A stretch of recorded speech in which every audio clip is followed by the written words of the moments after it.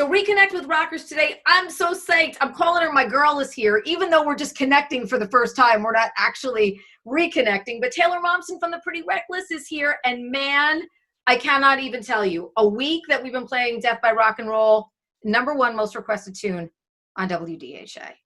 I don't even know what to say to that. That's insane. Hello. Hey, thank you. This is crazy. I mean, I've been saying it's insane it's always crazy to release music at any time because you never know how it's going to be received. Yeah. But especially to release music during the most unprecedented time in my life is terrifying. And the reception has been so overwhelmingly positive and amazing that I am so thankful. Like, I don't even know what to say to you guys. Thank you so much for the support. Because people love it. It's what they want. It's what they need. Music is a healer. I want to start though, just by asking you, you've always been such a charismatic person. You're amazing on stage. You knew probably you could sing at a young age. When did you know that you were a songwriter? Because being a songwriter is very different than being a performer and being in a band. When did you know you could write songs that people would love, that people really liked?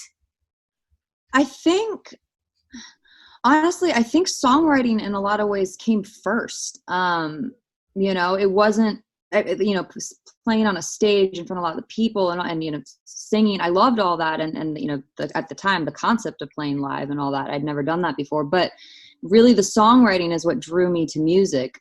It was the internalization of it. It was my mechanism of how I thought. So it started as just self-expression, and I would turn whatever I was writing into songs. And then as I realized I could express myself that way, I then started to take it very seriously. And that became, I take songwriting very seriously. And then that translated into, it's all combined, it's all one. So, but I think songs were actually the thing that really made me fall in love with music. I loved singing and stuff, but it was the writing of the song and really expressing myself that way that made it this undying love of something that I need to do to feel like me. Yeah. Yeah. And and you write hit songs, radio songs, and that I have no idea. I have nothing to do with that. I don't know where, because that's so not the intention behind writing, or like, it's not even so far past not the intention. It doesn't even cross my mind. But you know what I've said to people too? Authenticity is not something that goes over people's heads. I've worked at WDHA a long time. I know the listeners, when they love stuff, they tell you they love it. When they don't, and I've seen things that, just can kind of cruise right past them. They're into the authenticity. They know a song, they know where it comes from. You feel it, they feel it. And I think that kind of, translates on. My first experience seeing you, aside from playing on the radio, when I saw you, I just looked up at the band and I said, I had no idea that the band was going to be that great. And I was like, holy crap, her band, because you're a powerful figure. And sometimes when there's a woman who's a figurehead and the front person of a band, that person takes, center stage. Mm-hmm. But then you see the band and you cannot take your eyes off the band. What an amazing band that you have. And it's a band. It's a band.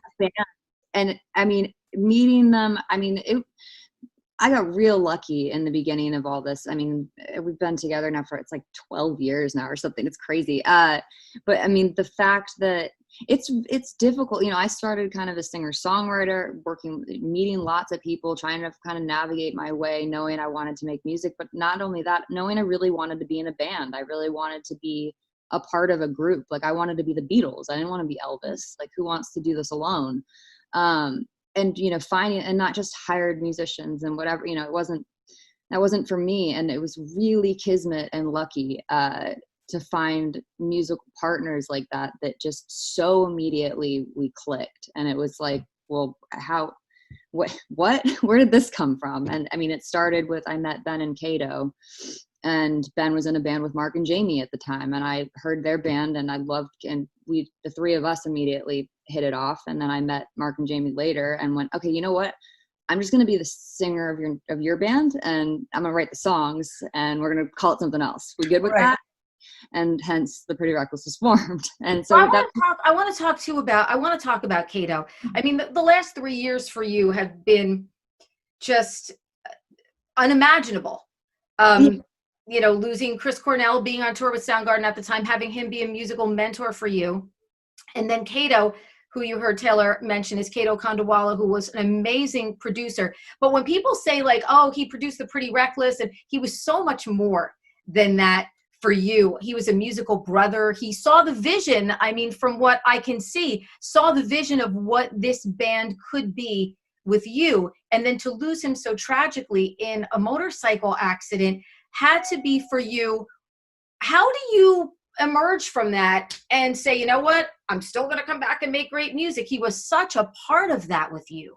He really was. I mean, and not even just in music, in my life. I mean, he was my best friend on the planet. And so, I mean, to not get super heavy, because it's very heavy. I mean, after, I'm going to do a very quick recap of what happened here. So after Chris passed, we were on that tour.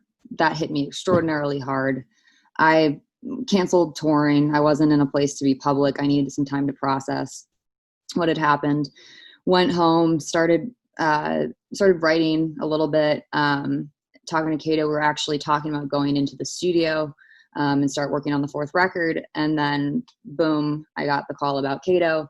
And that really I spiraled downward very quickly. Like Kato passing was kind of a nail in the coffin for me. And I went very, very down very quickly into depression and this kind of dark hole that I didn't know how to get out of, and I didn't know if I ever was going to get out of it. Like I kind of was looking at life from a point of view of what's the fucking point? Like who cares? Like everything I love is dead. Like what's the point? And eventually and to make a long story short, it took a lot of work, but it took music. Music was the thing that came back around and saved my life again. It was my salvation for the billionth time in my life.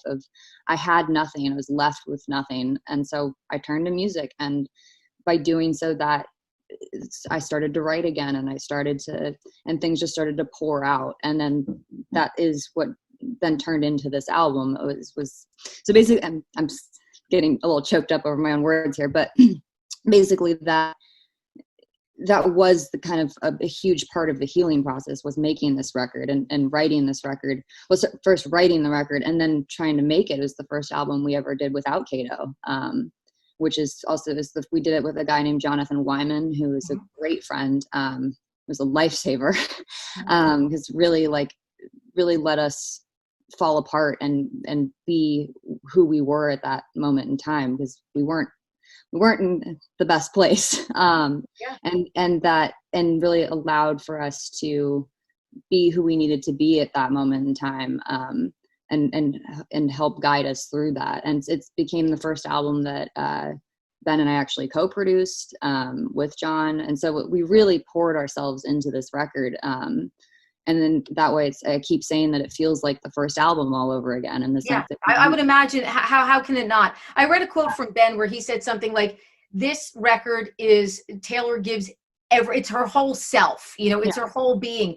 And you can really hear it. You can hear it in that first single, and you can hear and really feel Kato. You can still feel his presence in the music, which I think is, which is so telling. His legacy certainly lives on. I'm not letting his memory die. There's no way.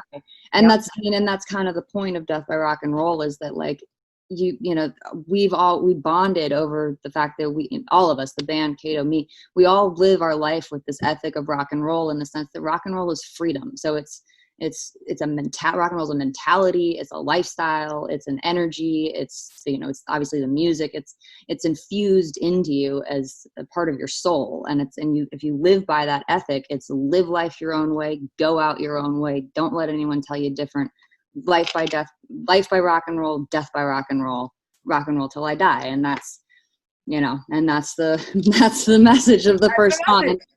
And Death by Rock and Roll. People want to hear that now. People want to hear that now. They love that feel, that anthemic beat of their life. By the way, you have some special guests. Battle cry. Battle cry. Some special guests on the record too. Oh, and the version that you did of Halfway There with Matt Cameron was so beautiful. Oh, thank you. Yeah, and I love that you chose that song, because when I watched it again, I literally immediately went on the air and played that song because I said, you know what? I kind of forgot about this song. And what an awesome tune that was, you know, and Chris's voice on that song. And you just did it such justice. We had it up on our website and just absolutely brilliant. And Matt's on this record, right? Matt Cameron? He is, yeah. We connected. It's not just Matt, it's actually Kim Thale as well. Yeah, I saw that. Yes, so Matt and Kim are on a song called Only Love Can Save Me Now, which I'm very excited for people to hear. We recorded that in Seattle at London Bridge Studios, which was very awesome. I don't want to give too much away about the song, but it's pretty epic. Can't wait for that. Can't wait. Definitely one of my favorites. Yeah, awesome. And does it freak you out that it's been now 10 years since the first record? August is going to be 10 years. And I'm just like, years. What? It's in one, I don't know how to, it's strange. Time's such a weird thing because in one way it feels like way longer than 10 25 years in one day. 50 years, 100 years ago. And in the other sense, it feels like it was yesterday. So it's, I don't know, time's a weird thing like that. It is. It definitely is. And, you know, I just wanted to say too, you know, I think you are somebody who has had to work even harder than other people. You had to forge your way times 3. And we talked a little bit, you know, before we started, you know, and I never like to talk when I talk with women in rock and roll. I never like to talk about, oh, what is it like to be, you know, it's the same as being a guy, except I'm sorry, but you just have to push a little harder. You have to push a little harder. Sometimes you're pushing to radio and people go, oh, we're already playing Lizzie and we already have Stitched Apart and we already have, you know, New Year's Day, you know, so, but maybe we'll find space for you. You know, we don't do that. The listeners tell us what they want to hear and they want to hear pretty reckless music. Oh, well, that's awesome. But you know, have had to work even harder to gain that recognition. And boy, to see you, you know, on the road, whether it was Soundgarden or festivals or Guns N' Roses, and, you know, the crowd's just going so crazy for the band.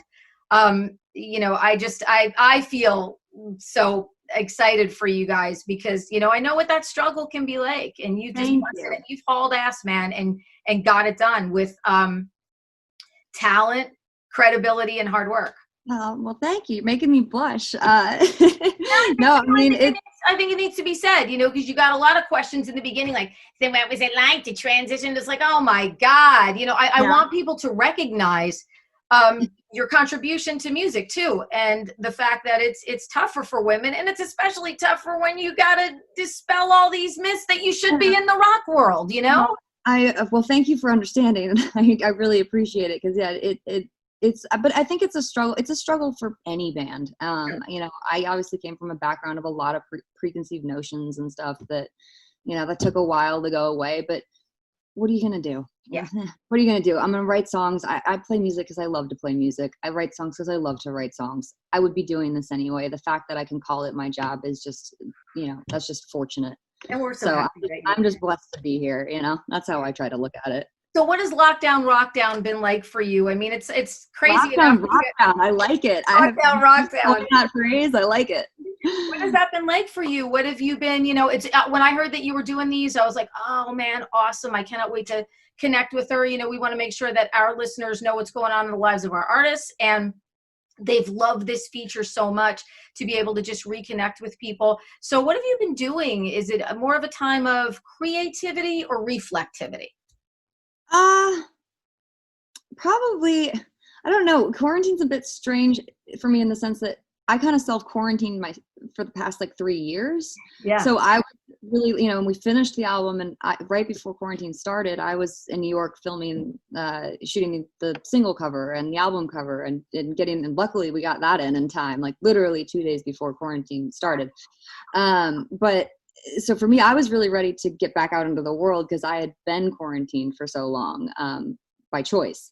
So obviously that's been put on pause. So now my quarantine, it's just extended. So I'm kind of used to it in one way. It's a bit odd having to switch modes from I'm at home to now I'm promoting or you know, talking to you and trying to do it from home and get in that mindset. I'm certain, but it's good. I mean, I can't complain. I can't, you know, I'm healthy and I'm safe, and that's, you know, at the end of the day, that's all that matters. So I've really just been been playing a lot of guitar. That's what I've been doing. Yes. Oh, that's fantastic. Oh, something good is going to come out of this, because when you get back out on the road, you are going to be an axe queen. Oh, I love that. Oh, this is good. Playing tons of guitar. I got nothing else. I feel like I've worn out the television. Fantastic. So it's just, I'm playing guitar. I try to work out. Motivation's dwindling, but trying to do that. And then talking about Death by Rock and Roll. That's great. Woo woo. Can't wait. So are we getting it in the summer, Taylor? Is it a summer release? I don't know. Okay, we don't know yet. Okay. I don't know yet. Everything's still a little bit up in the air because of all this craziness. Gotcha. Something super to look forward to for WDHA listeners and fans. And I can't wait to see your beautiful face and hear you play guitar when you're back out on the road. We were bummed we didn't get the New York show. Hopefully we'll get that postponed to a later date, and we will definitely see you. But congratulations on just a dynamite single. I can't wait to hear the whole record. And I'm so glad that you emerged from such a tough time, on the other side, because we need artists like you, and we need these great ladies making new music. So thank you. It has been such a pleasure to hang out with you too. I feel like thank you so much. I've known you forever. I know, I do too.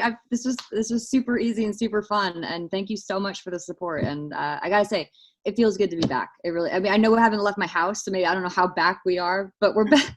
We're back to something great. Back to something. Thank you so much for being on Reconnect with Rockers. Thank you so much.